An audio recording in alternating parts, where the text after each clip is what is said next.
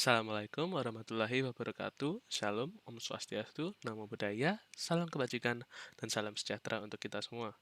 Pada kesempatan yang kali ini, saya Abraham Maurus Talakwa dengan NRP 50262011141 dari kelompok Manajemen Proses Teknologi Informasi N6 dari kelas MPTIB akan menjelaskan sedikit mengenai COBIT.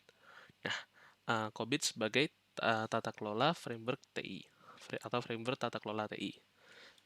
Oke, jadi di sini saya akan membawakan beberapa subbab mengenai COBIT, yaitu antara lain pengertian, tujuan, serta prinsip dan enabler dari COBIT 5. Oke, jadi tanpa menunggu lebih lama lagi, kita langsung mulai.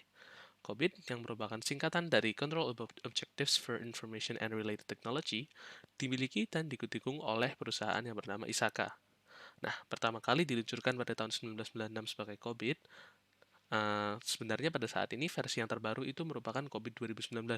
Namun hingga saat ini versi COBIT 5 ini masih digunakan secara luas sebagai framework teknologi informasi untuk tata kelola TI. Nah, COBIT 5 ini ternyata merupakan gabungan dari framework dari COBIT 4.1, FAL IT 2.0, serta RISC IT. Oke, jadi maksud sedikit mengenai COBIT itu sendiri. Seperti yang kita ketahui, informasi merupakan sumber daya yang penting atau utama bagi suatu enterprise.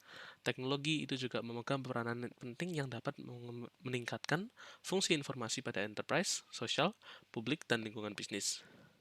COBIT 5 memberikan layanan kerangka kerja secara komprehensif untuk membantu pemerintah dan manajemen IT dalam sebuah perusahaan mencapai tujuan yang diharapkan. COBIT 5 untuk for Information Security yang digambarkan pada gambar di bawah merupakan bagian dari COBIT 5 secara utuh, di mana fokus pada COBIT 5 for Information Security ini lebih ditekankan pada keamanan informasi dan memberikan gambaran secara detail dan praktikal tentang panduan bagi para profesional keamanan informasi dan memberikan gambaran secara detail dan praktikal tentang panduan bagi para profesional keamanan informasi dan orang-orang yang merupakan bagian dari enterprise yang memiliki ketertarikan di bidang keamanan informasi.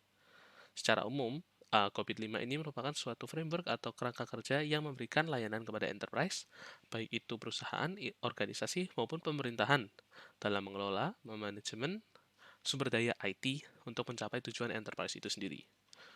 Kemudian ada beberapa tujuan COBIT 5 for Information Security, antara lain yang pertama itu untuk menggambarkan keamanan informasi pada suatu enterprise, termasuk responsibilities terhadap fungsi IT pada keamanan informasi, aspek-aspek yang akan meningkatkan efektivitas kepemimpinan dan manajemen keamanan informasi, seperti antara lain itu seperti struktur organisasi, aturan-aturan, kultur.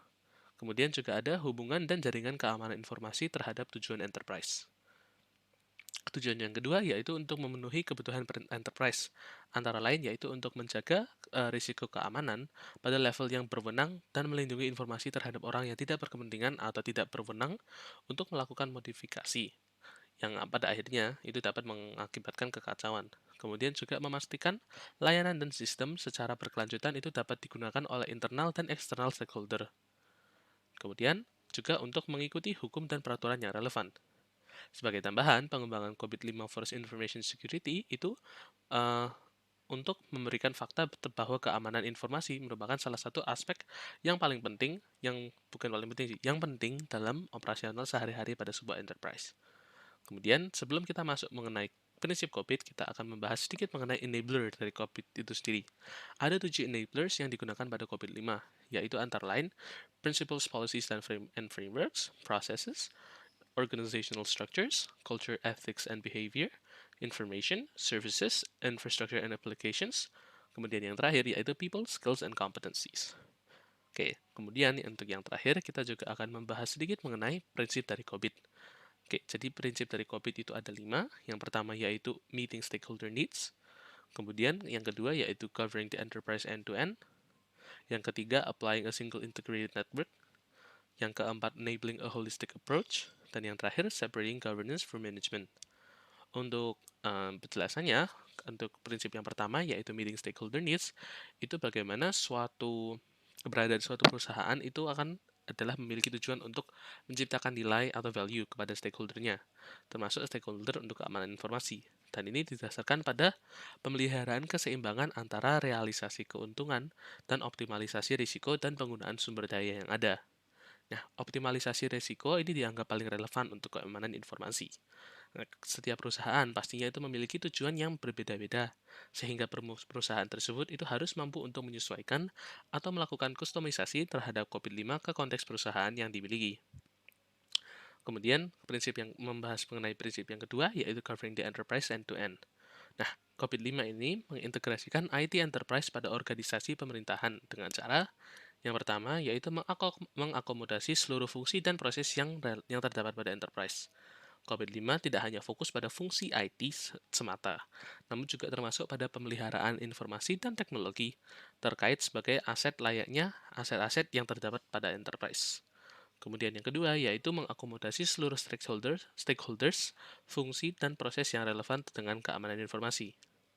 Kemudian membahas mengenai prinsip yang ketiga yaitu applying a single integrated network. Itu ya membahas bahwa COVID-5 itu dapat disesuaikan dengan standar dan framework lain, serta mengizinkan perusahaan untuk menggunakan standar dan framework lain sebagai lingkup manajemen kerangka kerja untuk IT enterprise.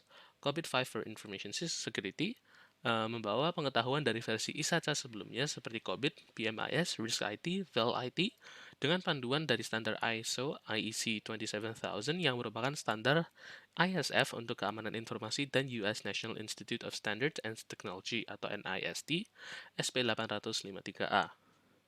Kemudian prinsip yang keempat yaitu enabling a holistic approach. Nah, pemerintahan dan manajemen perusahaan IT yang efektif dan efisien itu pastinya membutuhkan pendekatan secara holistik atau menyeluruh. COVID-5 itu mendefinisikan kumpulan pemicu yang disebut sebagai enabler untuk mendukung implementasi pemerintahan yang komprehensif dan manajemen sistem perusahaan IT dan informasi. Enablers adalah faktor individual dan kolektif yang mempengaruhi sesuatu agar dapat berjalan atau bekerja. Kerangka kerja COVID-5 mendefinisikan 7 kategori enablers yang sempat tadi saya bahas seperti di atas. Kemudian prinsip yang kelima yaitu separating governance from management, di mana COVID-5 dengan tegas itu membedakan pemerintahan dan manajemen. Bukan pemerintahan tapi tata kelola IT atau IT governance. Kedua disiplin ini memiliki tipe aktivitas yang berbeda dan membutuhkan struktur organisasi yang berbeda karena memiliki tujuan yang berbeda. COVID-5 itu melihat perbedaan tersebut berdasarkan sudut pandang. Sekian dari saya mengenai COVID, semoga bermanfaat.